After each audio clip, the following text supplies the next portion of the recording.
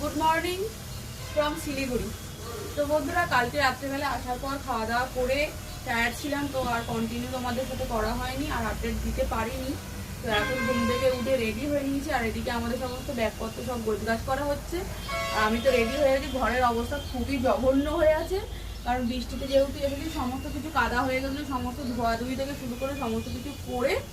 তো যাই হোক, আজকে সকালবেলা আমরা বেরোবো, তো তার জন্য ভাবলাম যেহেতু রান্না করার জিনিসপত্রগুলো এনেছি, তো কালকে তো রান্না করে খেতে পারিনি, হোটেলে খেয়েছি, তাই ভাবলাম সকালবেলা একটু ম্যাগিটা বানিয়ে নিই। পাহাড়ে এসে যদি না ম্যাগি না বানিয়ে খাই তাহলে আর কি মজা হবে। তার জন্য যেহেতু সব জিনিসপত্র এনেছি, তো একটু ম্যাগি করবো। আর এই যে ম্যাগি কিনে নিয়ে আসা হয়েছে, আর একটা বাটি এনেছি, সিলেভারের বাটি। তো চলো একটু ম্যাগিটা বসিয়ে দিই।